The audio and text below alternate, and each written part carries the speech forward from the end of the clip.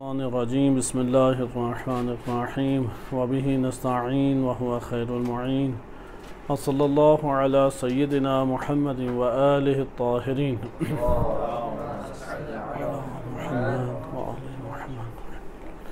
الکافی سے آپ کی خدمت میں کتاب الایمان والکفر و کتاب الدعاء میں موجود احادیث کی شرح بیان کی جا رہی تھی۔ ہم نے گزشتہ دروس میں ذکر الہی کے موضوع کو ملاحظہ کیا اور آج ہم باقاعدہ طور پہ ان اذکار کے اوپر وارد ہو رہے ہیں جو الکافی میں ائمہ اہل بیت علیہم السلام سے وارد ہوئے ہیں۔ اگرچہ ہر دعا ذکر ہے، ہر نماز ذکر ہے، کیونکہ ذکر کا دائرہ بہت وسیع ہے، لہذا ذکر کے اندر داخل ہو کے ہم دعا کی صورت میں، ورد کی صورت میں یا مناجات کی صورت میں یا نمازوں کے باب کی صورت میں مطالعہ کر سکتے ہیں، لیکن اس کی فی الحال ابھی ہمارے پاس گنجائش نہیں ہے۔ ہم ایک دو ابواب کو ملاحظہ کریں گے کیونکہ وہ آئندہ کے ہمارے ابواب سے گہرا تعلق رکھتے ہیں، اور وہ 3 ابواب کی احادیث ہیں۔ کوشش کریں گے آج احادیث ہم زیادہ پڑھیں تشریح کی بجائے، کیونکہ اس کے بعد انشاءاللہ تعالی اگلے درس میں ہم کتاب الایمان والکفر کے ایک اور چیپٹر میں داخل ہو جائیں گے، کیونکہ ہم نے جب آغاز کیا تو تفکر سے آغاز کیا، تفکر کے بعد ذکر کے اوپر ہم منتقل ہوئے، اور اس میں بھی ہمارے پیش نظر خاص حکمت تھی، اور وہ حکمت علماء اخلاق و علماء عرفان کی نصیحتیں، نصائح اور ان کی خصوصی ہدایات تھیں، کیونکہ ہر انسان کے باطنی نشوونما کے 2 پر ہیں جن سے وہ پرواز کرتا ہے، ایک فکر ہے اور ایک ذکر ہے۔ لہذا فکر اور ذکر، ان 2 کے ذریعے سے انسان اس آسمان معرفت کے اندر پرواز کرتا ہے۔ جو فکر نہیں رکھتا یا ذکر نہیں رکھتا یا ہر 2 سے عاری ہے، جو ہر 2 سے عاری ہے وہ تو بہت نقصان اٹھا رہا ہے، لیکن 2 میں سے ایک کو انجام دے، اگلے کو انجام نہ دے تو نہیں اس کی پرواز بنتی۔ لہذا فکر اور ذکر 2 ہمارے پاس بنیادی ترین پرواز کے طور خداوند متعال نے نعمت یا ہمیں صلاحیت یہ عنایت فرمائی ہے۔ ذکر سے مراد زبان سے صرف ورد کی صورت میں الفاظ کا جاری کرنا نہیں تھا۔ ہم نے گزشتہ دروس میں یہ ملاحظہ کیا کہ ذکر سے مراد قلبی توجہ ہے، یعنی انسان کا اللہ سبحانہ وتعالی کی ذات کے ساتھ مشغول ہونا یا اللہ سبحانہ وتعالی کی طرف توجہ رکھنا۔ یہ 2 کلمات ذکر کی عکاسی بہتر کرتے ہیں۔ نمبر 1 اللہ کی طرف توجہ کا جانا، نمبر 2 ذات باری تعالی سے مشغول ہو جانا۔ جیسا کہ ابھی میں مثلا درس کے طور پہ آپ سے مشغول ہوں، آپ کے ساتھ جو میری مشغولیت ہے، میری پوری توجہ ہے، کنسنٹریشن ہے، یہ ذکر کہلاتی ہے۔ ذکر زبان سے ورد جاری رکھے اور قلب جو ہے بالفرض وہ مال میں یا اولاد میں یا گھر بار میں یا اپنے ذاتی کسی مسئلے میں الجھا ہوا ہے، تو یہ جو قلب کا الجھاؤ ہے یہ قلبی ذکر کہلائے گا، اور زبان سے جو خالی ورد جاری کر رہے ہیں یہ ظاہری ذکر کہلائے گا۔ اور ایسے ظاہری ذکر کا ممکن ہے کہ اللہ سبحانہ وتعالی اپنی رحمت اور اپنی کریم ہونے کی بنیاد پہ ثواب عنایت فرمائے، لیکن انسان کے باطن کو اس کو کوئی خاص اثر مہیا نہیں ہوتا۔ لہٰذا ذکر میں پیش نظر کیا چیز ہے؟ پیش نظر چیز ہے کہ قلب جو ہے وہ وابستہ ہو، قلب ہے مشغول ہو، قلب ہے جو توجہ کرے۔ اگر قلب کی توجہ نہیں جاتی یہ پریشان کن صورتحال ہے، اور اتنے آرام سے نہیں جاتی، کیونکہ ہمارے قلبی جو وابستگیاں ہیں یا قلبی توجہات ہیں، ہم ایک اپنی زندگی میں شدید ریاضت کر چکے ہیں دیگر چیزوں کے ساتھ وابستہ ہونے کی۔ لہذا نماز شروع کرتے ہیں، اپنے آپ کے بارے میں ہمارا تفکر شروع ہو جاتا ہے، اپنے آپ کے بارے میں توجہ چلی جاتی ہے۔ یہ جو اپنے آپ سے مشغول ہونا ہے یہ اپنا ذکر کرنا ہے۔ کسی مال کے بارے میں مشغول ہونا ہے، مال کا ذکر کرنا ہے۔ کسی اور شخص کے بارے میں مشغول ہونا، اس کے ساتھ اس کی یادیں، اس کی سوچیں، یہ اس کے ساتھ مشغول ہونا ہے، اس کا ذکر کرنا کہلائے گا۔ اس لیے اللہ کا ذکر اس وقت کہلاتا ہے کہ جب اللہ تعالیٰ کی طرف توجہ جائے، اور توجہ جاتے ہوئے بھی اس کے ساتھ پھر مشغول ہو۔ مشغول ہونے کے کئی طریقے ہیں، جیسے ابھی میں آپ سے گفتگو کر کے مشغول ہو سکتا ہوں، آپ کے لیے کام کر کے کسی اور چیز سے مشغول ہو سکتے ہیں، ہم باہمی طور پہ کوئی اور باہمی ایک تعاون سے کام کر رہے ہیں اس طریقے سے مشغول ہو سکتے ہیں۔ لہذا نماز کے ذریعے اللہ کے ساتھ مشغول ہو سکتے ہیں، مناجات کے ذریعے سے، ورد کے ذریعے سے، دعا کے ذریعے سے، یا قربتاً اللہ للہ ہم کوئی اور کام اخلاص سے انجام دیتے ہیں۔ یہ سارے کے سارے طریقے ذکر الہی کے زمرے میں آ جائیں گے۔ دوسری چیز جو آپ نے ملاحظہ کی دروس میں کہ جب ہم ان ابواب میں داخل ہو رہے ہیں کہ تحمید ہے، تمجید ہے، حمد ہے، یا تنزیہ ہے، تقدیس ہے، یا اسی طریقے سے اللہ سبحانہ و تعالیٰ کی تکبیر ہے یا عظمت کا بیان ہے، یہاں پر ہماری مشغولیت خاص جہت سے ہوتی ہے۔ اس کو بھی میں ایک مثال سے آپ کی خدمت میں سمجھانا چاہوں گا تاکہ یہ معنی آپ کو سمجھ آئے۔ مثال کے طور پہ آپ کسی کے بارے میں قلبی طور پہ کچھ سوچتے ہیں یا آپ کا نفس شدت کے ساتھ کسی کے طرف توجہ کرتا ہے اور کسی اور تو آپ کی توجہ نہیں جا رہی۔ جب بھی آپ کسی شے کی طرف توجہ کریں گے تو کسی خاص جہت سے توجہ کریں گے۔ اس سے مثلاً آپ کو نفع مل رہا ہے تو اس نفع کی جہت سے توجہ ہے، یا اس سے ضرر مل رہا ہے اس ضرر کی جہت سے ہے، یا اس کے ساتھ آپ کا کوئی مثلاً مدیر ہونے کا یا رعایا ہونے کا یا بھائی ہونے کا مختلف تعلقات ہیں۔ یہ سارے تعلقات کیا کہلاتے ہیں؟ حیثیت، جہت کہلاتی ہے۔ آپ جس جہت سے تعلق قائم کریں گے اس جہت کے اثرات ہیں انسانی نفس کے اوپر۔ مثلاً اللہ سبحانہ و تعالیٰ وہ ذات ایک اس طریقے سے خداوند متعال کے اوصاف ہیں کہ ان اوصاف کا ہم احاطہ نہیں کر سکتے۔ ذات الہی کے کمالات اس قدر وسیع ہیں کہ ان کمالات کا ہم احاطہ نہیں کر سکتے۔ اب ایک دفعہ آپ ذات الہی کی طرف توجہ کرتے ہیں، ذات الہی کے ساتھ مشغول ہونا چاہتے ہیں، اس سے مناجات کرتے ہیں، یہ بھی ایک طریقہ ہے۔ لیکن ایک دفعہ آپ اللہ سبحانہ وتعالیٰ کی ایک صفت سے اس کی طرف بڑھتے ہیں، مثال کے طور پہ صفت جمال اور کمال کی جانب سے، یا اللہ سبحانہ وتعالیٰ کو قہار کی جہت سے آپ مشاہدہ کرتے ہیں اور خوف کا احساس کرتے ہیں۔ لہذا جس جہت سے اللہ تعالیٰ سے تعلق ہم قائم کریں گے یا توجہ کریں گے اسی کے اثرات ہمارے اوپر پڑیں گے۔ بس ہمارے پاس اللہ تعالیٰ کی طرف توجہ کرنے کے اب کتنے ہمارے پاس رخ ہو گئے؟ دو بنیادی رخ ہو گئے۔ ایک ہے مطلق ذات الہی سے تعلق پیدا کرنا، صحیح، یعنی اللہ سبحانہ وتعالیٰ کی صفات ہیں، اس کے اسماء ہیں، لیکن آپ کی ساری توجہ ذات باری تعالیٰ کی طرف جا رہی ہے، یعنی مشغول، یعنی اے اللہ میں تیرے لیے یہ عمل انجام دے رہا ہوں، تیری صفت کے لیے نہیں، تیرے اسم کے لیے نہیں، تیری ذات کے لیے یہ عمل انجام دے رہا ہوں۔ قربتاً اللہ جب ہم کہتے ہیں تو ادھر اللہ کے ذریعے سے کس طرف اشارہ ہے؟ ذات الہی کی طرف اشارہ ہے۔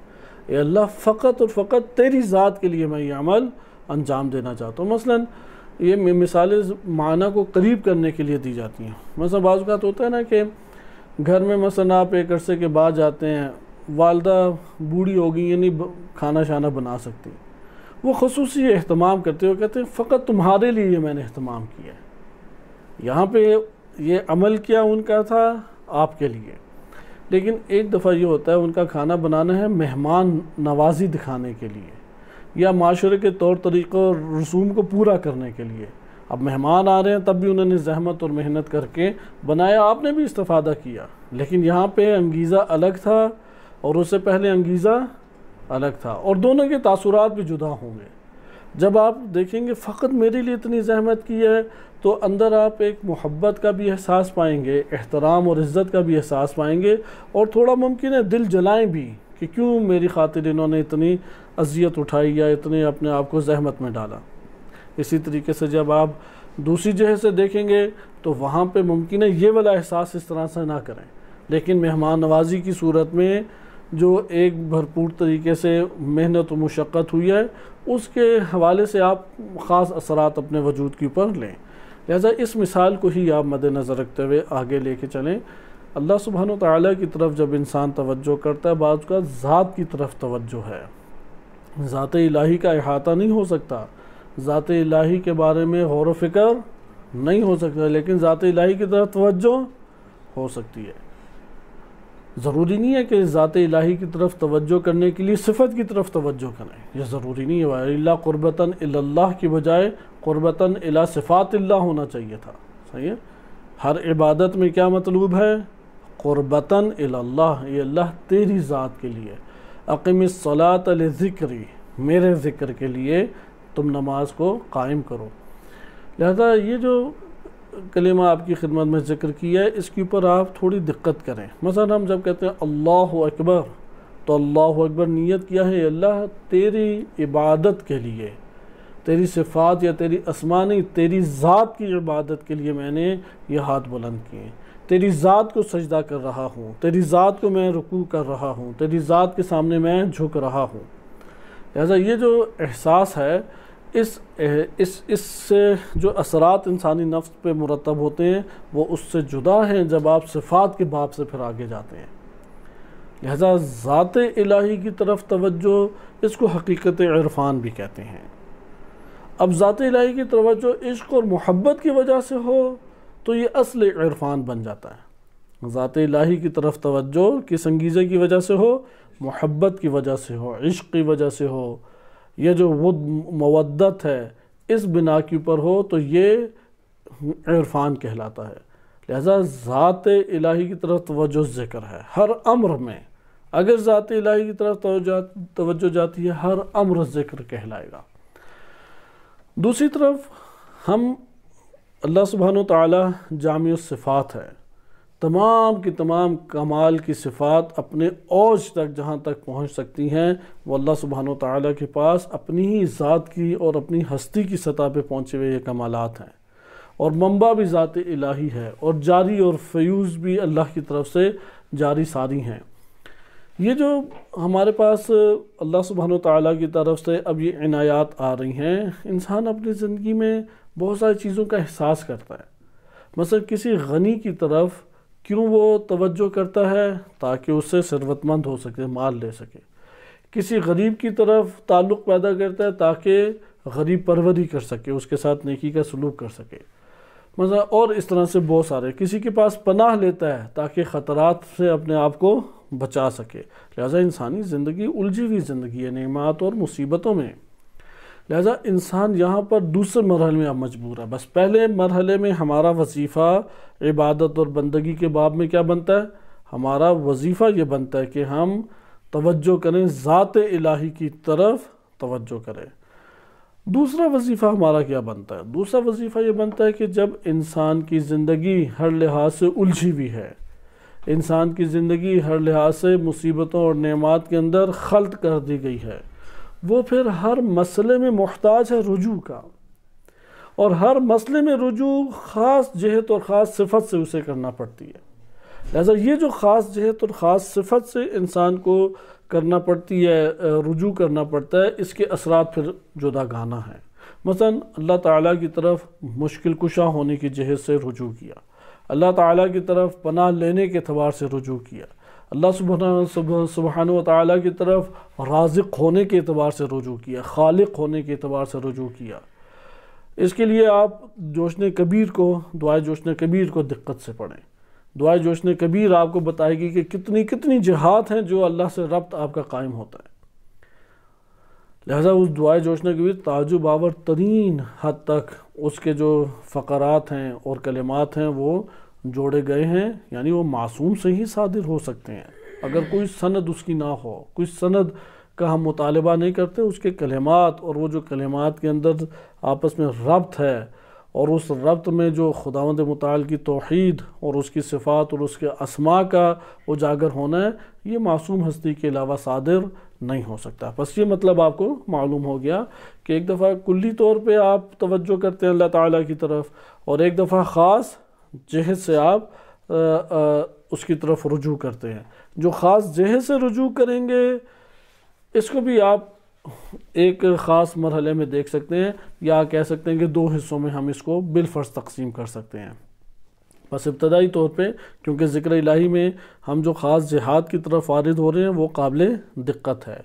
ذات الہی مجموعی طور پہ مد نظر رکھنا، توجہ رکھنا، کنسنٹریشن رکھنا، ارتکاز رکھنا، اور اس کے نتائج انسانی روح کے اوپر اجاگر ہونا، اور حقیقت عبادت یہی ہے۔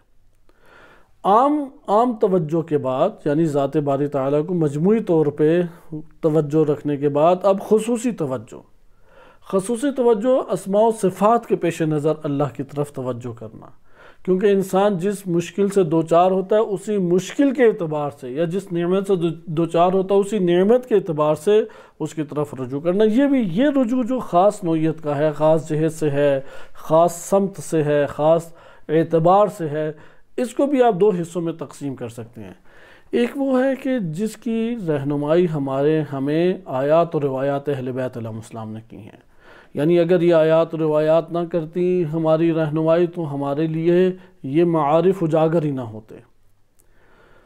اور پھر انشاءاللہ بھی اسماء و صفات کی بحث ہماری الکافی کے دروس میں آگے آ رہی ہے، اس میں آپ کے لیے چیزیں زیادہ اجاگر ہوں گی کہ بعض ایسے اسماء ہیں جو اصل کی حیثیت رکھتے ہیں، یعنی وہ پوری ذکر الہی کی بنیادیں جو ہے نا وہ چند اذکار ہیں، وہی اذکار نمازوں میں ہیں، وہی اذکار دعاؤں میں ہیں، وہی اذکار مناجاتوں میں ہیں، جن میں سے مثلا سبحان اللہ ہے، الحمدللہ ہے، لا الہ الا اللہ ہے، اللہ اکبر ہے۔ اس لیے ان چار کلمات سے بھاری کلمات نہیں ہیں، سبحان اللہ والحمدللہ ولا الہ الا اللہ واللہ اکبر۔ اسی طریقے سے ولا حول ولا قوت الا باللہ، اس سے بہترین طریقے سے اللہ تعالیٰ کی قدرت کے سامنے عاجزی کا اظہار ممکن ہے کہ نہ ہو، بہت اس کی قیمت ہے اس ذکر کی، لا حول ولا قوت الا باللہ۔ اسی طرح یہ جو تسبیحات اربعہ ہم پڑھتے ہیں نماز میں، یہ عام زندگی کی روٹین میں کثرت سے پڑھنی چاہیے۔ جیسا کہ آپ جانتے ہیں کہ شیعہ سنی دونوں کتب میں صحیح سند نماز ایک وارد ہوئی ہے، جسے مکتب تشیع میں نماز جعفر طیار رضی اللہ عنہ کہا جاتا ہے، اور اہل سنت اسے صلاۃ التسبیح کہتے ہیں۔ بیک گراؤنڈ دونوں میں ایک ہی وارد ہوا، اور نماز بھی ایک ہی۔ اس نماز میں کتنی دفعہ پڑھا جاتا ہے؟ 300 کچھ مرتبہ یہی کلمات پڑھے جاتے ہیں۔ صحیح؟ لہٰذا یہ اذکار کے اوپر جو مشتمل نمازیں ہیں، ان کے پھر اثرات ہیں۔ بس ہمارے پاس پہلی کیٹیگری وہ جو خاص جہت سے وہ کون سی آ رہی ہے؟ وہ کیٹیگری آ رہی ہے کہ جو ایسے کلمات یا اذکار ہیں ہر لحظہ وہ اللہ سبحانہ وتعالیٰ کو مطلوب ہیں، مطلوب اپنے لیے نہیں ہیں، کیونکہ اللہ تعالیٰ بے نیاز ہے، غنی ہے ہماری عبادتوں سے، ہمارے اذکار سے غنی ہے، ہمارے اندر اس کا فائدہ ہے، ہمارے وجود کی نشوونما اس سے ہے، ہمارا ان اسماء و صفات و اذکار سے تعلق جوڑنا اپنے قلب کا ضروری ہے۔ بس ایک ہے کہ وہ اذکار جن کو ہمیں آیات و روایات نے تعلیم دی ہیں، وہ اذکار جن کی تعلیم آیات و روایات نے دی ہیں، اور دوسرے مرحلے میں وہ اذکار ہے جس میں آزاد چھوڑا کہ ذکر کرو، اور ہم کوئی عدد معین کیے بغیر بس کوئی بھی انتخاب کر کے ذکر کرتے ہو، یا حی یا قیوم۔ اللہ تعالیٰ کی ساری صفات ان دو کلموں میں سمٹ جاتی ہیں، یا حی اور یا قیوم۔ اس میں تمام کی تمام صفات ثبوتیہ و صفات سلبیہ و صفات فعلیہ، ساری کی ساری صفات کا بیان ان دو کلموں میں ہو جاتا ہے، یا حی یا قیوم۔ اس لیے یہ آیت الکرسی بہت بھاری ایک ذکر ہے، بہت بھاری۔ کتنی نمازیں ہیں کہ جو آیت الکرسی کے خاص عدد کے پڑھنے کے اوپر موقوف ہیں، حتیٰ کہ اساتذہ کرام جو عرفان کے دروس دیتے ہیں، علامہ حسن زادہ آملی رحمۃ اللہ علیہ کے شاگرد ہیں، جیسے آیت اللہ ضیائی حافظہ اللہ تعالی، وہ فرماتے ہیں کہ اگر کسی کا حافظہ قوی نہیں ہے اور وہ مزید یا قوی ہے، مزید قوی کرنا چاہتا ہے، یا قوی نہیں ہے قوی کرنا چاہتا ہے، ہر روز 21 مرتبہ آیت الکرسی پڑھے، پوری پڑھے، وہ جو 3 آیات مل کے بنتی ہیں یا 2 آیات، پوری کی پوری آیت الکرسی کو وہ پڑھے 21 مرتبہ۔ اور اگر ایک وقت میں نہیں پڑھ سکتا تو توڑ کے پڑھے، لیکن ایک دن میں پڑھے۔ اور سب سے بہترین وقت کیا ہے؟ وہ بین طلوعین ہے، فجر کی نماز کے بعد سورج نکلنے سے پہلے۔ بس یہ جو دوسرا ہمارے پاس مورد آ رہا ہے، اس میں ہم یہ کہہ سکتے ہیں کہ ہر انسان کسی بھی ذکر کا خود تعین کر کے اس کو ورد کر سکتا ہے، لیکن عدد معین نہ کرے۔ عدد کے اندر معین کر بھی دے، حرام کام نہیں انجام دیا کہ شرعاً حرام ہو گیا، کیونکہ بدعت تب بنتی ہے کہ آپ کہیں کہ مجھے قرآن اور رسول یا امام نے یہ کہا ہے کہ آپ یہ کریں، اور جب کہ انہوں نے یہ کام نہیں کہا، یعنی انہوں نے دین کے عنوان سے نہیں بتایا، دین کے عنوان سے ایک امر کو جب نہیں ذکر کیا گیا تو ہم اپنی طرف سے گھڑ کے اسے دین بنا کے نہیں پیش کر سکتے۔ لہٰذا یہ جو آخری مورد آپ کی خدمت میں ذکر کیا جا رہا ہے، اس میں آپ کوئی بھی ذکر کا انتخاب خود سے کر سکتے ہیں اور اس کو تکرار کے ساتھ پڑھ بھی سکتے ہیں، لیکن عدد کا تعین نہ کریں۔ عدد کے تعین کے لیے رجوع کرنا اگر چاہیں تو قرآن و روایات اہل بیت علیہ السلام یا علماء کرام جو گزر چکے ہیں اور ان کی وفات برحق جو عقیدے کے اوپر قائم رہے اور صالح راستے کے اوپر چلتے رہے اور نیک نامی جو بزرگان و علماء کے درمیان قائم رہی، جس سے ان کے شفافیت و کردار کی بلندی آشکار ہوتی ہے، انہوں نے اگر کہیں پہ عدد کا تذکرہ کیا تیسرے مرحلے میں وہاں سے لے سکتے ہیں، اور اگر تازہ طور پہ لینا چاہیں تو اس شعبے سے تعلق رکھنے والے افراد کو ڈھونڈیں کہ جو عمل کی دنیا سے تعلق رکھتے ہیں، جن نکالنے والوں کی طرف یا تعویذ پھونکنے والے یا ہاتھوں کے ذائچے دکھا کے باتیں بتانے والے، ستاروں کو دیکھ کے حال سنانے والے، ان سے کبھی بھی عدد نہ لیں۔ وہ عدد کی دنیا کے بندے نہیں ہیں۔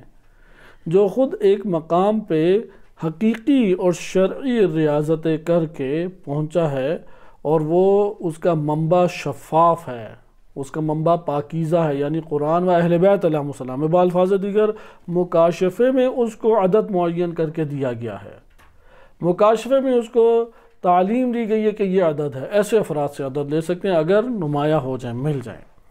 تو یہ آپ کے سامنے ایک مجموعی طور پہ تذکرہ کیا گیا۔ آئیں اب ہم چونکہ روایات اہل بیت علیہ السلام سے پڑھ رہے ہیں تو روایات اہل بیت علیہ السلام نے ہر دو کا تذکرہ کیا ہے، جن اذکار کا بتایا ہے اور اس میں عدد معین نہیں کیا، ہم بھی عدد معین نہ کریں۔ جن اذکار کا بتایا اور عدد معین کیا اس میں حساسیت دکھائیں۔ مثلا اگر کہا ہے کہ زیارت عاشورہ 100 مرتبہ اس ورد کے ساتھ پڑھی جائے، بس 100 کو اہمیت دیں، نہ لوگوں کو کہیں کہ نہیں جی ٹھیک ہے ایک دفعہ بھی پڑھ لو کافی ہے، کیونکہ روایت کہہ رہی ہے کہ 100 مرتبہ اسے پڑھا جائے، لیکن یہاں پہ فرد کیا تعلیم دے رہے ہیں، ایک دفعہ بھی پڑھ لو کافی ہے۔ آپ کے اگر نہیں پڑھ سکتے، مجبوری ہے اور بالکل ہی تمہارے لیے استطاعت میں نہیں ہے، تو انشاءاللہ ایک دفعہ پڑھو گے خدا قبول کرے گا، لیکن اس کا ایک دفعہ 100 دفعہ پڑھنے والے کے مساوی نہیں ہو سکتا، کیونکہ 100 دفعہ پڑھنے والا بلاخر زحمت اٹھائی، محنت کی، تعلیم اہل بیت علیہ السلام پہ جیسا پہنچا ویسا عمل کیا، تو کیسے یہ توقع رکھتا ہے کہ ویسا ہو جائے؟ اس لیے عدد کی اہمیت کو ہمیں اس جگہ پر سمجھنا چاہیے۔ روایات میں آئیں اب ہم آگے بڑھتے ہیں۔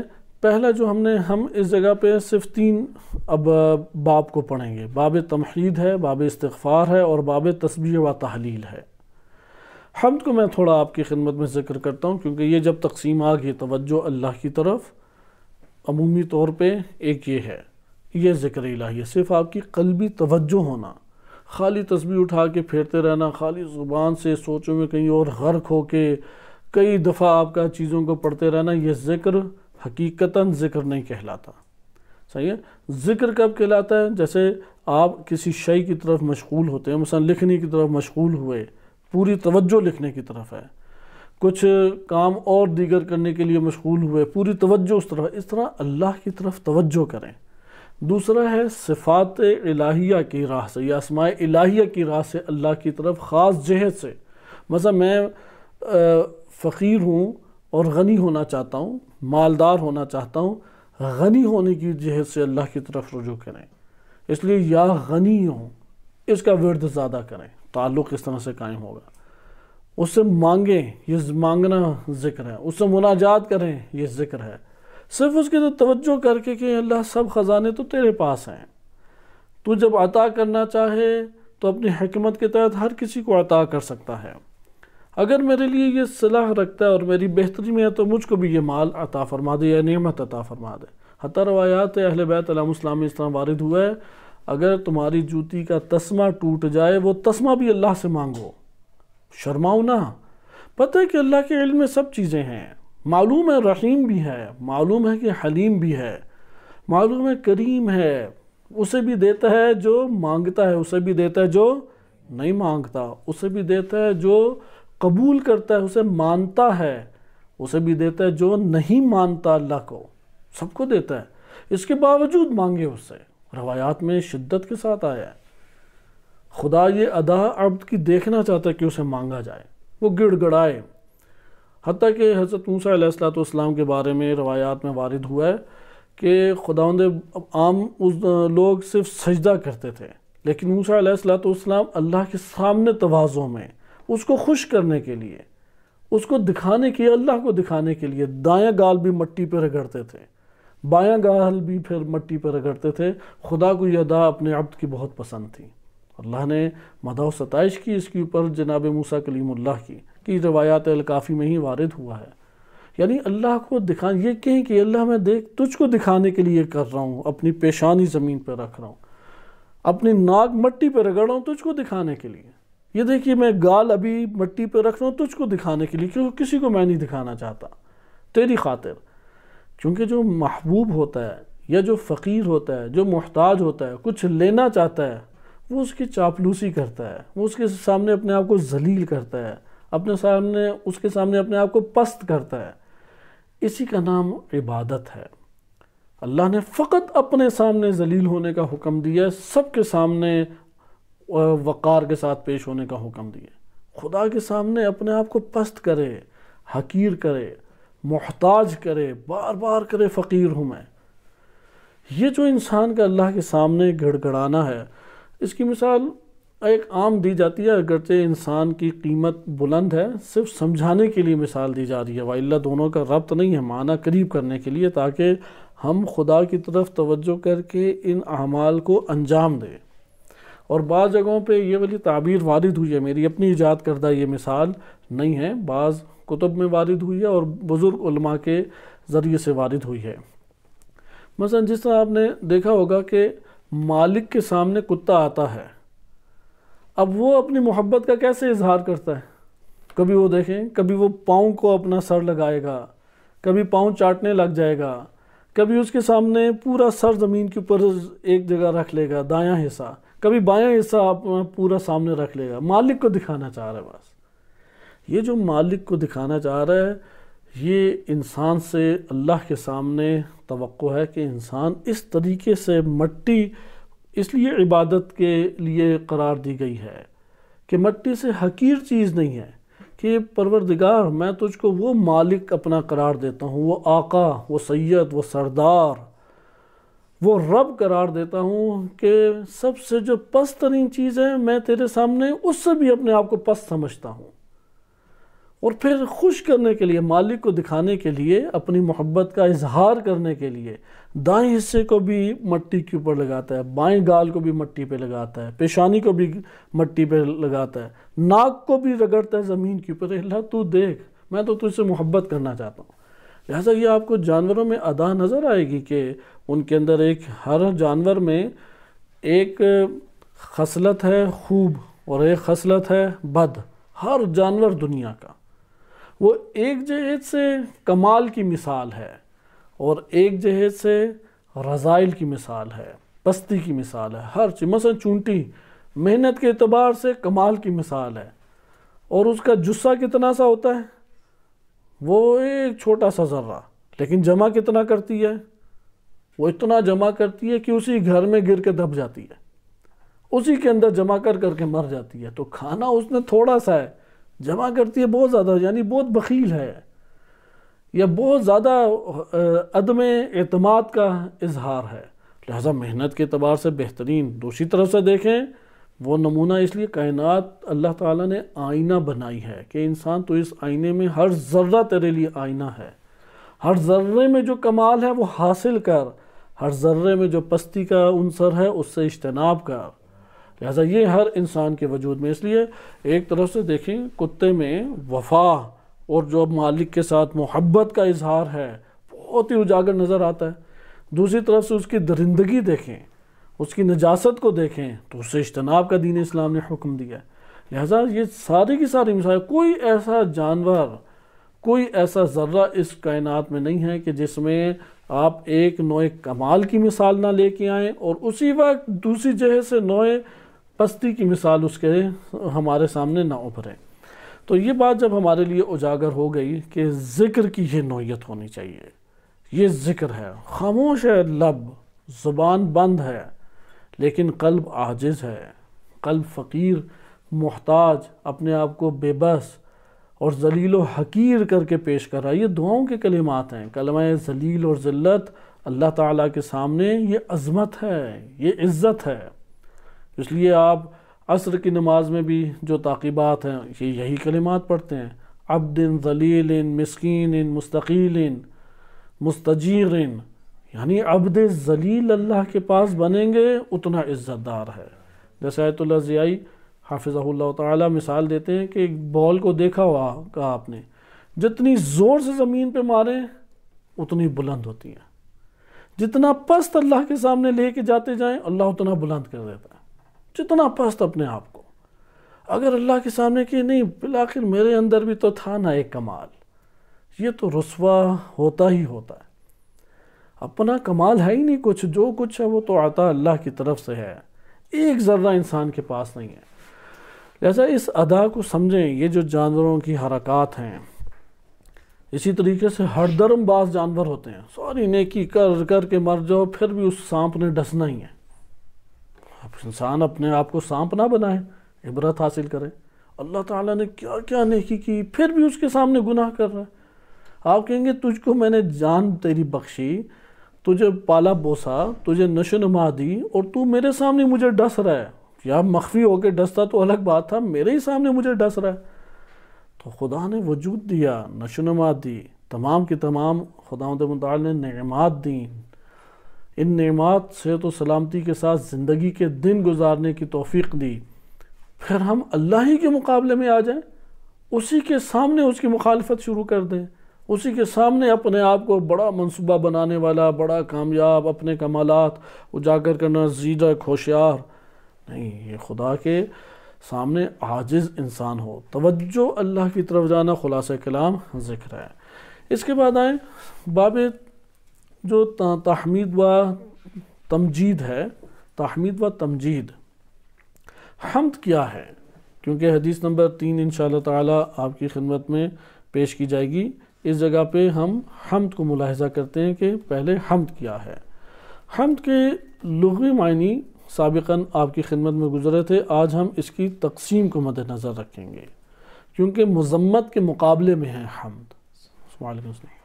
مذمت کے مقابلے میں حمد ہے۔ فارسی میں جسے ستائش کہتے ہیں، صحیح ہے، فارسی میں ستائش جسے کہتے ہیں، اسی کو حمد سے تعبیر کیا جاتا ہے، کسی کی ثنا بجا لانا، فضیلت کی بنیاد پہ ثنا بجا لانا۔ اس کو ہم نے پھر یہ ذکر کیا تھا، در حقیقت حمد جمال پر ہوتی ہے، خوبصورتی کی بنیاد پر ہوتی ہے۔ جو چیز خوبصورت نہ ہو انسان نہیں اس کی تعریف کرتا۔ مثلا لذت بڑی خوبصورت تھی، اس لذت کے اوپر اش کر اٹھے گا، حمد و ثنا کرے گا۔ کوئی منظر بڑا خوبصورت تھا، حمد و ثنا کرے گا۔ کوئی بات بڑی خوبصورت تھی، حمد و ثنا کرے گا۔ جمال پیدا ہوتا ہے کمال کے اوپر، جتنا کمال اتنا جمال۔ لہذا کمال کی اساس پر جمال آشکار ہوتا ہے، اور جمال کی اساس پر حقیقی حمد جنم لیتی ہے۔ حمد کے حوالے سے آئیں اور آپ تھوڑی سی تفصیل دیکھیں۔ حمد 3 طرح کی ہے، یہ یاد رکھیں کہ حامد کہتے ہیں حمد کرنے والے کو۔ حمد کرنے والا کیا کہلاتا ہے؟ حامد۔ جس کی حمد کی جا رہی ہے وہ کون ہے؟ محمود، جس کی حمد کی جاتی ہے۔ حامد جب محمود کی حمد کرے اس عمل کو کہتے ہیں حمد، درست ہے؟ پھر عرض کیا کہ حمد کی وجہ کیا ہے؟ جمال۔ جمال کی وجہ کیا ہے؟ کمال۔ چونکہ اللہ سبحانہ و تعالی میں کوئی عیب اور نقص نہیں ہے، یہ 2 کلمات الگ الگ ہیں۔ کوئی عیب اور نقص نہیں ہے۔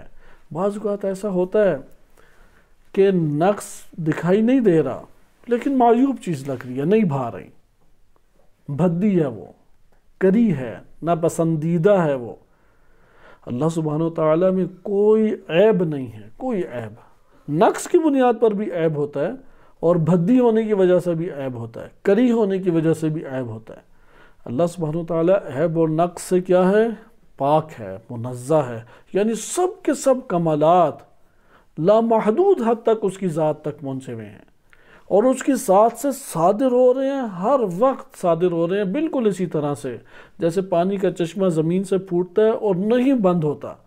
ایک مقام پہ چشمہ ہے تو ایک مقام پہ نہر، پھر دریا، پھر سمندر، اور ہر جگہ فیض اس پانی سے لے رہی ہے اپنی وسعت کے مطابق۔ جہاں چشمہ بن رہا ہے اس کی زمین ہی مختصر ہے، اس سے زیادہ سما نہیں سکتا، وہ گزر کے آگے چلا جاتا ہے۔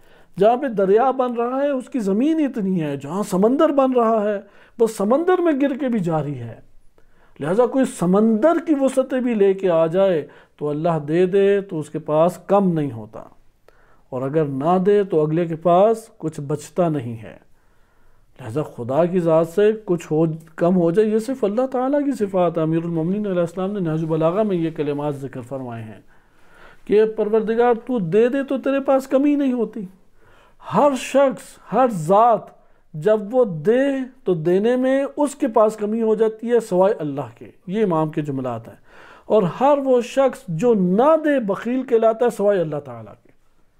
اللہ تعالیٰ نہ دے تو وہ حق ہی نہیں اگلی ذات رکھتی کہ اسے دیا جاتا، وہ بخیل نہیں کہلاتا، اور اگر دے دے تو اس کے پاس کم نہیں ہوتا۔ لہٰذا کمالات اپنی اوج کو پہنچے ہوئے ہیں اللہ تعالیٰ کے، اور لامحدود ہیں۔ کوئی آپ صفت لیں، کتنا رحیم ہے، نہیں حد بندی، پتہ نہیں کتنا رحیم ہے، رحمت بند ہی نہیں کر سکتے کہیں۔ کتنا صبور ہے، صبور صبر کرنے والا مبالغہ ہے، صبور ہے، کتنا صبور ہے نہیں پتہ۔ کتنا حلیم ہے، حلیم یہ ہوتا ہے کہ مسلسل کوئی تنگ کرتا رہے، تنگ نہ ہو، اسے کہتے ہیں حلیم۔ مسلسل، جیسے آپ واقعہ سن چکے ہیں کہ شیطان آیا تھا جناب ذی الکفل کے پاس غالباً، اور بھرپور کوشش کی کہ وہ غصے میں لے کے آئے، وہ غصے میں نہیں آئے، بھرپور 3 دن کے جاگے ہوئے تھے، ایک دن نہیں سونے دیا، دوسرے دن نہیں سونے دیا، تیسرے دن نہیں سونے دیا، یہاں تک کہ چیختا چلاتا واپس چلا کہ غصے نہیں ہوتے۔ ابھی ہمارے ہاں تو وہ تھوڑا سا جلد کو ہاتھ لگا دے وہ فوراً ہی بھڑک اٹھتا ہے۔ حلم یہ ہے کہ جتنا وہ تنگ اسے کیا جائے، مکھی بھی تنگ کر رہی ہے، گرمی بھی تنگ کر رہی ہے، بھوک بھی تنگ کر رہے ہیں، بندے بھی تانے دے رہے ہیں، تکلیف بھی اندر اٹھ رہی ہے، یہ پرسکون بیٹھا ہوا ہے، حلیم انسان ہے یہ، اسے کہتے ہیں حلم، بردبار، اللہ تعالیٰ کی صفات میں سے۔ لیکن کتنا حلیم ہے نہیں پتہ، حد ہی نہیں ہے اس کی، معین ہی نہیں کر سکتے۔ اور پھر وہ سب کو یہ صفات عطا کر رہا ہے۔ مثلا کسی کے پاس شجاعت دیکھیں گے، کہاں سے آئے یہ خزانہ؟ اللہ کی طرف سے، جاری بھی اللہ کی طرف سے، باقی بھی اللہ کی طرف سے۔ اتنی مقدار اس کی شجاعت کی کیوں ہے؟ کیونکہ اس کی روح کا زمینہ اتنا وسیع تھا، اس سے زیادہ ہوتا دریا کی طرح لیتا، اس سے بھی بڑا ہوتا سمندر کی طرح لیتا۔ اس کی طرف سے تو جاری ہے، اس کی طرف تو ساری ہے، وہ فیض ہر ٹائم آ رہا ہے، ہر روز اس کی نئی شان ہے۔ علماء اس کے اوپر آیت اللہ ضیائی حفظہ اللہ تعالیٰ ہی کی یہ مثال ہے، وہ بیان فرماتے ہیں کہ اگر دیکھنا ہو کہ ہر روز اس کی نئی شان ہے، جیسے قرآن کریم میں آیت کریمہ بھی ہے، کل یومن ہوا فی شان، ہر روز وہ ایک شان میں ہے، ہر روز اس کی شان ہے۔ آپ نے پانی دیکھا ہوگا، وہ بیان کرتے ہیں ملا صدرہ رحمۃ اللہ علیہ نے اپنی کتابوں میں یہ مثال لکھی کہ آپ رات کے اندھیرے میں جائیں، جب 14ویں کا چاند ہو نکلا ہوا اور اس نے روشنی جو پھیلائی ہوئی ہے، آپ نہر یا دریا کے کنارے یا پانی کے ایک سرچشمے کے کنارے کھڑے ہوں، جب آپ دیکھیں گے سامنے تو آپ کو اپنا عکس دکھائی دے گا یا نہیں؟ دکھائی دے گا نا عکس۔ اب جب یہ عکس دکھائی دے رہا ہے، عکس تو ایک چیز ثابت کے اوپر بنتا ہے، وہ اللہ نہیں بنتا۔ یہاں پہ وہ عکس جب دیکھ رہا ہے مسلسل آپ کو دکھائی دے رہا ہے یا نہیں؟ جو مسلسل آپ دیکھ رہے ہیں، آپ ایک ہی چیز دیکھ رہے ہیں، ایسا ہے یا نہیں؟ وہ عکس جس کے اوپر بن رہا ہے وہ بھی ایک ہی چیز ہے، یا وہ ہر لحظہ تازی ہوتی جا رہی ہے؟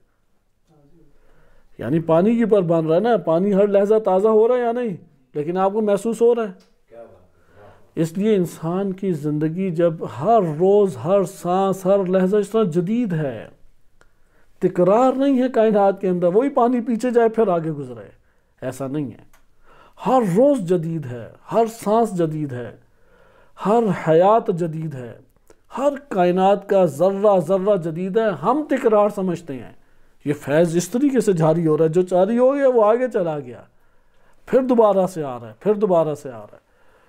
لہذا یہ جب ہم مشاہدہ کریں اللہ سبحانہ، اب حمد کیونکہ باب حمد کا ہے اور اس میں کمالات ہی نہ انسان کے سامنے اجاگر ہو، تو کیا حمد اللہ کی اس نے کرنی ہے؟ اس کے سامنے اللہ کی حمد تو تب ہونا کہ جب کمالات اللہ کے سامنے آئے، جب کمالات سامنے آئے تو جمال الہی آشکار ہوگا، جب جمال الہی آشکار ہوگا تو بے ساختہ حمد کرے کہ اللہ کی۔ تو یہاں پہ حمد کی قسمیں پھر آتی ہیں۔ ایک دفعہ حامد ہم ہیں، حمد کرنے والے کون ہیں؟ ہم۔ اللہ سبحانہ وتعالیٰ کیا ہوئی؟ محمود، جس کی حمد کی جا رہی ہے۔ لیکن ایک مرتبہ اللہ ہی حامد ہے اور اللہ ہی محمود ہے۔ مثلا قرآن میں جب فرمایا خداوند متعال نے الحمدللہ رب العالمین، یہ کس کا کلام ہے؟ اللہ کا کلام۔ تو کون یہ کس سے جاری ہو رہا ہے؟ حمد کون کر رہا ہے؟ یہ کس کی ہو رہی ہے یہ حمد؟ اللہ کی۔ بس حامد بھی خدا ہے، محمود بھی خدا ہے۔ ہم اپنی جہد سے آتے ہیں، ابھی اس وادی میں وارد نہیں ہوتے کیونکہ وقت کی قلت ہے، ہمارے پاس ابواب کثیر ہیں۔ خواہش ہے کہ اس کے بعد ہم اگلے ابواب میں داخل ہوں، وإلا یہ بڑی خوبصورت، شیرین اور بہترین گفتگو ہے کمالات الہی۔ ایک ایک کمال پہ نگاہ ڈالیں اور اس کے بعد اس کا مشاہدہ کریں، اپنے ہی سطح کے مطابق مشاہدہ کریں گے، ہر ذات اپنی سطح کے مطابق مشاہدہ کریں۔ پھر وہاں پہ اس کمال کی اساس میں جب جمال کو مشاہدہ کریں گے تو وہاں پہ بے ساختہ حمد انسان سے جاری ہوتی ہے۔ حمد تین طرح کی ہے، جب حامد حمد کرتا ہے تین طرح کی ہے، چاہے وہ غیر اللہ ہو یا اللہ سبحانہ وتعالی ہو، تین طرح کی حمد ہے۔ پہلی حمد ہے حمد قولی، دوسری حمد ہے حمد فعلی، اور تیسری حمد ہے حمد حالی۔ قولی، فعلی اور حالی۔ حمد قولی سے کیا مراد ہے؟ زبان سے اللہ تعالیٰ کی حمد بجا لائے، کہیں کہ الحمدللہ رب العالمین، بس بہترین غذا کھائی، معدے نے ہضم بھی کی اور بھوک بھی ہماری ختم ہوئی، وہ ناتوانی بھی ہماری ختم ہوئی، اور احساس بھی ایک جو بھوک کے ختم ہونے کا ہے وہ بھی حاصل ہوا، کیونکہ بعض اوقات جو بدن کی ڈیمانڈ ہوتی ہے وہ 2 کیپسول سے بھی ختم ہو جاتی ہے، لیکن وہ جو بھوک کی شدت اور درد تھا وہ ختم ہو جائے گا کیپسول سے۔ کیونکہ آپ نے کیپسول تو کھا لیا، آپ کہیں گے وہ کیپسول کھایا، لیکن جب تک روٹی یا چاول نہیں اندر جائیں گے وہ سکون نہیں برپا ہوگا۔ اس لیے آپ روایات میں دیکھیں روٹی اور چاول ہر چیز میں رکھے گئے ہیں کہ یہ دو، کہ یہ مکمل ایک غذا ہے۔ آپ خالی گوشت کھلائیں وہ پیٹ کی بھوک اس طرح سے نہیں رہتی، وہ ختم نہیں ہوتی۔ دالیں خالی کھلائیں پیٹ بھی کی بھوک ختم نہیں ہوتی۔ آپ روٹی کھلاتے ہیں گندم کی ہو یا جو کی ہو، یا چاول کھلاتے ہیں، ایک سکون برپا ہو جاتا ہے انسانی بدن میں۔ لہذا الحمدللہ رب العالمین آپ نے کہا، پروردگار کہاں پہ یہ دانے اگے، اگنے کے بعد کہاں پہنچنے کے کہاں انہیں پیسا گیا، پیسے جانے کے بعد کہاں تھیلے میں بند ہوئے، تھیلے میں بند ہونے کے بعد دکان پہ آئے، دکان سے پھر تو نے رقم عطا کی اور میں نے خریدا، خریدنے کے بعد پھر تندور تک پہنچا یا گھر تک پہنچا، وہاں پہ پھر خود ایک ملن نثار یا رحم دل تو نے فرد عطا کیا جس نے میرے سامنے رکھی، بدن کو بھی میرے آمادہ کیا، دانتوں کو بھی سالم رکھا، لعاب بھی پیدا کیا، معدے میں بھی اس کی چاہت کو تو نے برقرار رکھا، تب جا کے وہ ہضم ہوئی۔ کتنے مراحل طے کیے ہیں اس نے۔ ہم آرام سے ایک روٹی کا نوالا کہتے ہیں، یہ روٹی کا ایک نوالا دینا میں کھا لوں، وہ آئی کہاں سے روٹی؟ اس کی تہ میں جائیں گے حیران ہو جائیں گے کہ کیسے یہ خلق اللہ نے کی ہے، کہاں سے اٹھ کے کہاں تک پہنچائی اللہ تعالیٰ نے۔ ہر چیز اللہ تعالیٰ نے اس دنیا میں ہمارے لیے آمادہ رکھی، صرف دانتوں کے حوالے کی، اور دانتوں نے بھی اسے خوب چبایا، لعاب اسے اندر لے گیا، پھر معدے نے اس کو ہضم کیا اور خون کی ٹرین کے اوپر یا قطار کے اوپر سوار کر کے جسم کے ایک ایک ذرے تک پہنچایا۔ آنکھ کی ضرورت کوئی نہیں پہنچا سکتا، نہ سائنس نہ کوئی اور، خون ہے کہ جو پہنچاتا ہے۔ اندر ہمارے بہت سارے اعضاء کے ذرات چھوٹے چھوٹے ہیں، ہر ذرے کی اپنی خوراک ہے، اور ہر ذرے کی خوراک جدا ہوتی ہے معدے کے بعد، اور جدا ہونے کے مثلا جو خوراک ہماری ہڈیوں کی ہے وہ خوراک آنکھ کی نہیں ہے، جو خوراک گوشت کی ہے وہ جلد کی نہیں ہے، ہر ذرہ جدا جدا ہو رہا ہے۔ آج میڈیکل اسے ثابت بھی کرتی ہے، یہ اتنا عظیم دقیق نظام خدا نے بنایا۔ لہذا کمال یہاں پہ ہے، آپ اس چیز کا مشاہدہ کرتے ہیں، زبان سے کہتے ہیں الحمدللہ رب العالمین، یہ قولی ہے، یہ حمد قولی ہے۔ لہذا جب بھی زبان سے حمد انجام دیں گے حمد کی، لیکن کون سی ہے یہ حمد؟ حمد قولی۔ ایک ہے حمد فعلی۔ حمد فعلی یہ ہے کہ اللہ کے سامنے عاجزی کے ساتھ انسان انکساری کے ساتھ خالص ہو کے عمل انجام دے، عمل خیر۔ یہ عمل خیر انجام دینا یہ در حقیقت اللہ سبحانہ وتعالیٰ کی حمد فعلی ہے، میں فعل سے اللہ کی حمد بجا لا رہا ہوں۔ بعض لوگ ہوتے ہیں نا، وہ کہتے ہیں کہ میں زبان سے نہیں آپ کا شکریہ ادا کروں گا، کیونکہ احسانات اس کے زیادہ ہیں، وہ بھاگ دوڑ اس کے لیے کرتا ہے، بھاگم بھاگ کھانا بنائے گا، بہترین مشروب لے کے آئے گا، کوئی ہدیہ خرید کے لے کے آئے گا، منہ سے کچھ بھی نہیں کہہ رہا، وہ کہ پھر دعوت دے گا آپ کو۔ یہ جو وہ ہے وہ اس کے حمد کر رہے ہیں، در حقیقت اس کے لیے شکریہ ادا کر رہا ہے۔ لہذا ایک دفعہ صرف زبان سے شکریہ ہوتا ہے، ایک دفعہ وہ زبان سے نہیں کہتا شکریہ آپ کا، وہ کہتا ہے کہ ایک منٹ میں ٹھہرے، بھاگ دوڑ کرتا ہے اس کی خاطر، جو وہ چاہتا ہے اس کے مطابق کوئی چیز لے کے آتا ہے، جو اسے پسند ہے، جس سے وہ راضی ہو جائے، اس کو مہیا کر کے سامنے لاتا ہے۔ یہ جو اس کا مہیا کرنا ہے، بھاگ دوڑ کرنا ہے، یہ کہتے ہیں حمد فعلی۔ اور یہ ہم خود احساس کرتے ہیں اس دنیا کے اندر کون سے عمل بہتر لگتا ہے، صرف زبان سے کہہ دیا جائے بہت مہربانی، آپ نے بہت میرے ساتھ نیکی کی، یا ایک دفعہ وہ اس کا احساس کرتے ہوئے جس سے وہ راضی ہوتا ہے یا جو اسے خوش کرتی ہے اس کو برپا کرتا ہے۔ تو کون سی چیز میں زیادہ وزن ہے؟ جس سے راضی کیا جائے، جس سے وہ اگلی ذات خوش ہو جائے، بس یہ حمد فعلی ہے۔ اس لیے حمد فعلی اعمال صالحہ کو انجام دینا لیکن اللہ کی خاطر، اپنے اعضاء و جوارح کو غیر اللہ کے لیے استعمال نہ ہونے دینا۔ بالآخر یہ ملکیت اللہ کی ہے، یہ امانت اللہ کی ہے، یہ نعمت اللہ کی ہے، اس سے وفا کریں۔ اللہ سے وفا ہی یہ ہے کہ اس کی معصیت نہ کی جائے۔ یہ ہوگی یعنی پورے وجود کے ساتھ انسان کا اللہ کے لیے عمل انجام دینا، اسی کو کہتے ہیں لوجہ اللہ۔ قرآن کریم نے کہا ہے نا وجہ کیوں کہا؟ علامہ حسن زادہ عاملی رحمۃ اللہ علیہ فرماتے ہیں کہ جب کسی سے راضی ہوا جاتا ہے تو مثلاً آپ کسی سے راضی ہوتے ہیں یا آپ کسی سے خوش ہوتے ہیں، آپ پورے چہرے کے ساتھ اس کا استقبال کرتے ہیں یا نہیں؟ لیکن جب کسی سے ناراض ہوتے ہیں رخ پھیر لیتے ہیں۔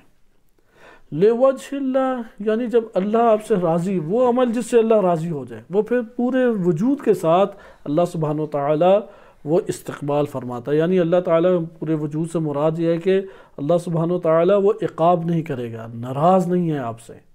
لہٰذا اس لیے جب بھی یہ تعبیرات آئیں لوجہ اللہ تو اس سے مراد کیا ہے؟ اس سے مراد یہ ہے کہ اللہ تعالیٰ جس عمل سے راضی ہوتا ہے اس راضی ہونے والے عمل کو انجام دینا، یہ وجہ اللہ ہے۔ جیسا کہ انما نطعمکم، ہم فقط اور فقط اس لیے تمہیں کھلا رہے ہیں لوجہ اللہ، اللہ کے وجہ کے لیے، اللہ راضی ہو جائے، اللہ کو پسند آئے۔ جیسے میں نے مثال دی کہ مالک کو راضی کرنے کے لیے رگڑے مٹی پہ اپنے چہرے کو، مالک کو راضی کرنے کے لیے، اسے دکھانے کے لیے اپنی پیشانی کو رگڑیں، اسے دکھانے کے لیے خود بھوکا رہ کے دوسرے کو دے دیا، دکھائیں اسے۔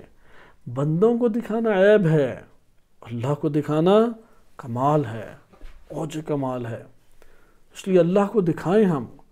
لہذا انما نطعمکم لوجہ اللہ، جب اسیر مسکین فقیر کو دے دیے اپنی روٹیاں اہل بیت علیہ السلام نے، تو اللہ تعالیٰ نے کس طرح سے ان کی مدح کی کہ ان کے کلمات کو اللہ تعالیٰ نے تا قیامت آنے والے بشر کے لیے سلیقہ عمل، آداب عمل کے طور پہ پیش کیا کہ اس طرح سے عمل کرو۔ انما نطعمکم لوجہ اللہ، ہم فقط اور فقط اللہ کے راضی ہونے کے لیے، کہ اللہ کو راضی کریں، اسے خوش کریں، اس کو دکھانے کے لیے ہم نے یہ تمہیں کھلایا ہے۔ جب اللہ کو دکھانے کے لیے کھلایا ہے تو دوسرا آ کے شکریہ ادا کرے، تو یہاں پہ آپ کیا کہیں گے؟ لا نرید منکم جزاء ولا شکورا، نہ تم سے جزا چاہیے نہ شکریہ چاہیے۔ مثلا اس کی عام سمپل مثال، آپ مثال کے طور پہ اپنے بچے کو ایک چیز دیتے ہیں، لیکن اس لیے دیتے ہیں وہ خوش ہو جائے، صحیح ہے؟ وہ خوش ہو جائے تو یہاں پہ اب وہ شکریہ ادا کرے، وہ کہ میں تو چاہتے ہی تمہاری خوشی تھا، کیوں اپنے آپ کو اتنے عاجزی میں ڈال رہے ہیں؟ مجھے تو تم سے نہ شکریہ چاہیے نہ کچھ اور، میں نے تو یہ اس لیے تمہارے ساتھ، مثلا ماں کو خوش کرنے کے لیے یہ کریں، بچے کو نہیں، ماں کو خوش کرنے کے لیے اس کے بچے کو یا بھائی کے ساتھ نیکی کریں، تو وہ بھائی آپ کے بڑے تعریفیں کرے گن گئے، کہیں گے میں نے تمہارے لیے کیا ہی نہیں تھا، میں نے تو اپنی والدہ کو خوش کرنے کے لیے کیا یا ماں کو خوش کرنے کے لیے کیا، وہ خوش ہوگی ٹھیک ہے، مجھے تم سے کچھ چاہیے ہی نہیں۔ لہذا اللہ تعالیٰ کو دکھائیں، اللہ تعالیٰ کو راضی کریں، اور یہ تقاضا ہونا چاہیے لا نرید منکم جزاء ولا شکورا، نہ تم سے جزا چاہیے اور نہ شکریہ چاہیے، دونوں چیزیں تم سے نہیں چاہیے۔ یہ انسان کے وجود میں نہیں سماتی چیز، وہ دکھلا کھلا کے پھر لینا چاہتا ہے۔ عموماً تو یہ چال بہت سارے افراد چلتے ہیں کہ پیسہ دو اسی طرح، اس لیے کل کو ہم بھی اس سے فائدہ اٹھائیں گے، یہ مجبور ہے، اس کی مجبوری سے فائدہ اٹھاتے ہوئے اسے کھلاؤ پلاؤ اہتمام کرو، اس سے کام کیوں نہیں لیتے اپنے ذاتی کام لو، اپنی چیزوں کے لیے تم اسے وہ بلیک میل کرو۔ لہذا انسان جزا لینا چاہتا ہے، وہ شکریہ کا طلبگار ہونا چاہتا ہے، یہ تقاضا باطل اگر لوجہ اللہ ہے، لوجہ اللہ ہے، شکوہ ہی نہیں ہے پھر، یار میں نے تو اتنی نیکیاں اس کے ساتھ کی، اس نے میرے ساتھ کیا نیکی کی۔ ہاں اس کا وظیفہ یہی تھا، حل جزاء الاحسان الا الاحسان کے تحت مد مقابل کا کیا ہے وظیفہ، یہ نہ سمجھے مد مقابل اکڑ میں آ جائے، کیونکہ شیطان یہ اکثر ذہنوں میں ڈالتا ہے اس طرح کے وسوسے کہ اس نے اگر اللہ کے لیے کیا ہے تو ٹھیک ہے اللہ جزا دے گا، میرے لیے تھوڑی کیا تھا۔ دیکھیں کہ اگر ٹھیک ہے تیرے لیے تو میں نے نہیں کیا، اللہ کے لیے کیا ہے، لیکن تیرا وظیفہ کیا بنتا ہے کہ یہ بات تو مجھے کہیں، یا تیرا وظیفہ شرعی طور پہ یہ بنتا ہے حل جزاء الاحسان الا الاحسان، نیکی کیا تو تو مد مقابل نیکی کر میرے ساتھ۔ تو یہ آپ نے ملاحظہ کیا، یہ حمد فعلی کہلاتی ہے، حمد حالی، حمد قولی آپ کو معلوم ہوگی، حمد فعلی لوجہ اللہ عمل انجام دے، ایسا عمل انجام دے اللہ راضی ہو جائے، ایسا عمل انجام دے اللہ خوش ہو جائے، ایسا عمل انجام دے اللہ کو دکھانے کے لیے بس ہم نے وہ عمل انجام دیا۔ اس لیے کہا جاتا ہے تخلقوا باخلاق اللہ، اللہ کے اخلاق سے اپنے آپ کو متخلق کرو۔ اللہ کا اخلاق کیا ہے؟ ایک واقعہ ہے، عرب بعض داستانیں ہر علاقائی داستانیں ہوتی ہیں، چینی کہاوتیں یا چینی داستانیں، بر صغیر کی داستانیں، ہندی داستانیں، جن میں سبق ہوا کرتے تھے، اور بعض عالمی سطح کی شہرت یافتہ داستانیں بن چکی ہیں، جیسے کچھوا اور خرگوش کی ریس۔ آج کل انہوں نے یہ بنا دیا کہ کچھوا جو ہے وہ درمیان میں خرگوش سوتا ہی نہیں ہے، پہنچتا ہے کچھوا حیران کہ یہاں پہ تو پہلی خرگوش بیٹھا ہوا ہے، کہتا ہے اگر میرا دادا دھوکہ کھا گیا تھا میں نے تھوڑی دھوکہ کھانا ہے۔ اب یہ داستانوں کو توڑنا مروڑنا ہے، اس لیے سبق کو ہی اس میں رکھنا چاہیے، لطیفے کی حد تک نہ لے جائیں۔ اب وہ انگلش کے بھی محاورے ہیں، اردو کے بھی محاورے، انہی میں سے ایک کہاوت ہے، عربی کہاوت، کہ ایک تاجر تھا، اس کی شہد کی بڑے بڑے ڈرم میں شہد بیچا کرتا تھا، تو جب وہ شہد بیچتا تھا تو لمبی لائنیں لگ جاتی تھیں، اور اسی میں وہ پھر لوگ پیالے لے کے آتے تھے، رقم دیتے تھے، اور پھر آ کے وہ تقسیمات کرتا تھا۔ وہ سب سے پہلے فقیروں کو شہد دیتا، اور دیتا بھی بھر بھر کے دیتا تھا۔ تو اسی طرح سے ایک خاتون آئی اور اس نے بھی پیالہ رکھا، اس نے نیا ڈرم لایا اور وہ بھر کے دیا، وہ لے گئی۔ تو خادم نے کہا کہ آپ اس کو تھوڑا سا بھی دیتے یہ کافی ہوتا ہے، کیوں آپ اس طرح سے بھر بھر کے دیتے ہیں؟ تو بہرحال واقعہ طویل ہے، اس میں نکتہ جو اس نے آخر میں کہا، اس نے کہا کہ جب خدا نے مجھے دیا ہے تو تب میری حالت دیکھ کے نہیں دیا کہ کتنی مجھے چاہیے، اس نے دیا ہے تو بے حساب دیا ہے، تو میں کیوں لوگوں کی حالت دیکھ کے دوں؟ جو جتنا مانگتا ہے میں اس کو دیتا چلا جاتا ہوں جتنا دے سکتا ہوں۔ یعنی اخلاق الہی میں ڈھالیں اپنے آپ کو ہم۔ خدا معاف کرتا ہے، بار بار معصیت کی، بار بار نافرمانی کی معاف کرتا رہتا ہے، ہم بھی معاف کریں۔ تخلقوا باخلاق اللہ، یہ جو تخلقوا باخلاق اللہ ہے، اساتذہ اخلاق و عرفان بیان کرتے ہیں کہ یہی حمد فعلی ہے۔ صبور بنے، حلیم بنے، کریم بنے، رحیم بنے، اخلاق الہی کے اوپر نظر رکھتے ہوئے اسے اختیار کریں۔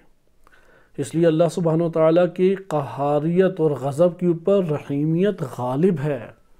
مومن کے اوصاف میں سے جو ائمہ علیہ السلام نے بیان کیا ہے، نہج بلاغہ میں ہے مومن کے جو اوصاف ہیں، معذرت خواہی کے اوپر فوراً راضی ہو جاتا ہے۔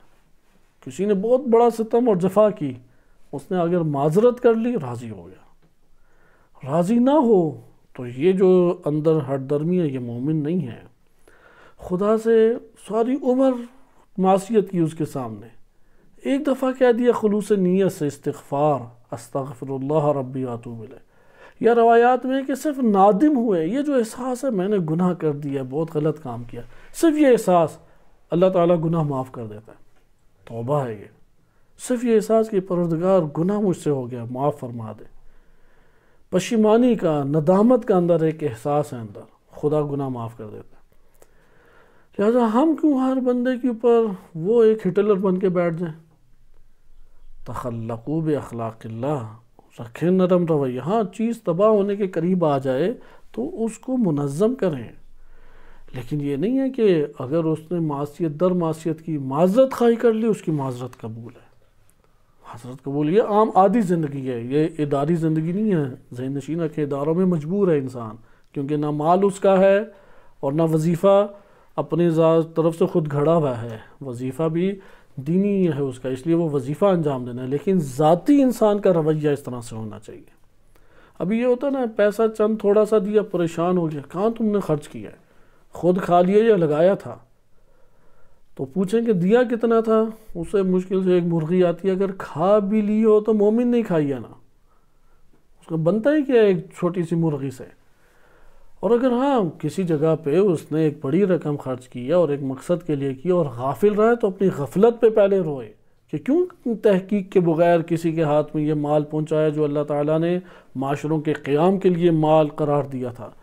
تو خلاصہ کلام، تخلق باخلاق اللہ، اخلاق الہی پہ جتنی نگاہ کریں گے راستے کھلتے چلے جائیں گے کہ میرا کیا وظیفہ ہے۔ سوچتے نا اس مرحلے میں کیا کروں، فلاں رشتہ دار نے یہ کیا، وہ کیا، فلاں کیا، وہ یہ کہہ رہا ہے، فلاں یہ کہہ رہا ہے، بڑا متذبذب ہوں۔ نگاہ کریں اخلاق الہی کیا، تخلق باخلاق اللہ۔ لہٰذا یہ جو دو ہیں، ایک آیت اور ایک روایت آپ کی خدمت میں ذکر کی، حمد فعلی ہے۔ آیت کیا ہے؟ انما نطعمکم لوجہ اللہ لا نرید منکم جزاء ولا شکورا۔ اور دوسری روایت کیا ہے؟ تخلقوا باخلاق اللہ، اخلاق الہی۔ جو نہیں مانتا اسے بھی دیں، جو مانتا ہے اسے بھی دیں، جو مانگتا ہے اسے بھی دیں، جو نہیں مانگتا تفضل کریں اس کے اوپر، امتنان کریں اس کے اوپر، احسان کریں اس کے اوپر، عطا کریں۔ حمد حالی، حمد حالی سے مراد یہ ہے کہ انسان قلب کی گہرائی سے، روح کی گہرائی سے حمد کو بجا لائے۔ یعنی حمد سے مراد صفت کمال سے اپنے آپ کو متصف کر دے۔ حمد سے ادھر کیا مراد ہے؟ یعنی روح کی گہرائی سے جو کمال اللہ تعالیٰ کی ذات میں وہ اپنی سطح کے اوپر رہتے ہوئے مشاہدہ قلبی کر رہا ہے، اپنے قلب کو اس کمال سے متصف کرنے کی کوشش کرے، یہ قلب حالی ہو جائے گی۔ بس انسان کا ایک مرحلہ علمی ہے اور ایک مرحلہ عملی کمالات کا ہے۔ یہاں پہ علمی اور عملی ہر دو کمالات سے متصف ہو جانا کیا کہلائے گا؟ یہ اخلاق حمد حالی کہلائے گی، کیونکہ ہر انسان اپنی ظرفیت کے مطابق نہ لیتا ہے۔ جیسے میں نے عرض کیا نا، پانی تو بہہ رہا ہے، گڑھا چھوٹا سا تھا تو چشمہ بن گیا، وہاں سے جھلک کے آگے بہتا رہا، دریا نے اس سے وسیع سرزمین اپنی دکھائی، ادھر جمع ہو گیا اور ٹھاٹے مارتا ہوا پانی بہہ رہا ہے۔ وہاں سے پھر سمندر نے اس سے بھی وسیع اپنی ظرفیت کو دکھایا، تو سمندر کو بھر دیا اس پانی نے۔ سمندر کے بھرنے کے بعد وہ پانی پیچھے سے کم ہو گیا یا پانی جاری ہے ابھی بھی، یہاں تک کہ سمندر اب ٹھاٹے مارتا ہے، بحر بے کراں ایک بن گیا۔ لہذا انسان بھی ہر کمال جو اللہ تعالیٰ کی ذات کا مشاہدہ کرتا ہے، اس کے مد مقابل ایک زمین رکھتا ہے اپنی نفس کی، اپنی روح کی۔ اس نفس اور روح کی سرزمین میں جتنا وہ سمائے گا، کتنا سمائے گا؟ جتنے اب اس کا نفس ہے۔ نفس میں وسعت لیتے چلے جائیں، اللہ کی طرف سے وہ کمال کا بہاؤ وہ آپ کی جگہ کو پر کرتا چلا جائے گا۔ اس کو کہتے ہیں حمد حالی، یعنی علم تو ہو گیا کہ یہ کمال اللہ تعالیٰ کے پاس ہے، یہ علم ہو گیا کہ مجھے متصف بھی ہونا چاہیے، نمبر 2 اب جب یہ علم ہو گیا تو اب میں اس کمال سے متصف ہونے کی کوشش کروں، لیکن جس کمال سے میں لے رہا ہوں، جس ذات اور منبع سے لے رہا ہوں، وہ تو لامحدود ہے، میں ہوں محدود، ٹھیک ہے، لیکن اس محدودیت میں بھی وسعتیں آ سکتی ہیں یا نہیں؟ بس جتنی وسعت وہ اپنے وجود میں لاتا چلا جائے گا اتنا کمال اس کے اندر خداوند متعال سماتا چلا جائے گا، اور یہاں پہ وہ علمی اور عملی ایک اتصاف کمال کا نمونہ بن جائے گا۔ اس کو کہتے ہیں حمد حالی، کیونکہ جس حمد کا جو حامد تھا، محمود کی جس کمال کی پر حمد بجا لا رہا تھا، اس نے وہاں سے خود اپنے وجود کے اندر بھی کچھ لے لیا۔ مثلا ہم کہتے ہیں یا ستار، اللہ پوشیدہ کرتا ہے عیوب کو، اب یہ کمال ہے یا نہیں؟ خداوند متعال آج ہم میں سے کسی ایک کے بھی عیوب کو سامنے لے آئے تو کوئی اس سے بات چیت ہی نہیں کرے گا، اپنے ہی گھر والے چھوڑ کے چلے جائیں گے، خود اپنے آپ کو اپنے سے نفرت ہونے لگ جائے گی۔ خدا ستار ہے، چھپائی بھی ہے ہر چیز اس نے، عزت برقرار ہے، جیسے نہج البلاغہ میں یہ دعائے کمیل میں ہے کہ پروردگار تو نے تو وہ میرے اوصاف لوگوں کی زبانوں پہ جاری کر دیے، لستو اہلاً لہو، میں تو اس کا حال ہی نہیں تھا، نہ وہ مجھ میں پائے جاتے ہیں، نہ میرا اس سے کوئی ربط ہے، ویسے ہی تو نے میرے عزت اور کرامت کا احساس کر کے، یعنی میں اگر دیکھوں تو کوئی میری حیثیت ہی نہیں ہے اس کے مقابلے میں۔ اب ہم ستار کو مد نظر رکھیں تو کیوں لوگوں کی عیب جوئی کریں؟ کیوں میں لوگوں کے چیزوں کو کھنگالوں؟ کیوں ان کے عیوب کو ہر جگہ نشر کروں؟ عیوب کو چھپاؤں میں، لیکن یہ ستاریت کا مادہ میرے اندر کتنا ہوگا؟ مثلا آپ جانتے ہیں کہ معتبر احادیث ہے، ہر پیر اور جمعرات کو امام زمان عجل اللہ تعالیٰ فرجہ شریف کے پاس تمام کے تمام اعمال حاضر کیے جاتے ہیں، تمام ائمہ علیہ السلام کے پاس حاضر کیے جاتے تھے۔ انہوں نے احساس ہونے دیا کہ مجھے تمہاری یہ برائی پتہ ہے۔ ابھی ہمارے پاس کسی کی برائی آ جائے، کیسے اس کا احساس کریں گے؟ ہزار طریقوں سے بتائیں گے، اس نے یہ کیا، وہ کیا، فلاں کیا، پتہ لگ جاتا ہے اس کی زمین میں اصلاً اتنی گنجائش، اس نے اپنی روح اتنی محدود اور مختصر اور چھوٹی رکھی ہے، یہ کمال کی گنجائش ہی نہیں ہے اس میں ابھی۔ وہ ظرفیت پیدا کرے اپنے نفس میں، اپنے نفس کے اندر وسعت پیدا کرے، تاکہ ستاریت کی اس کے وجود کے اندر کمال یا بہاؤ یا فیض وہ جاری ساری ہو سکے، لیکن ہو سکے گا اس کی ظرفیت کے عین مطابق۔ یہ حمد حالی ہو گئی، اسی کے اوپر اکتفا کرتے ہیں انشاءاللہ تعالی۔ یہ ہم حمد کو مد نظر رکھتے ہوئے حمد سے متعلق جو احادیث ہیں اب اگلے ہم درس میں مطالعہ کریں گے۔ صلی اللہ علی سیدنا محمد وآلہ الطاہرین۔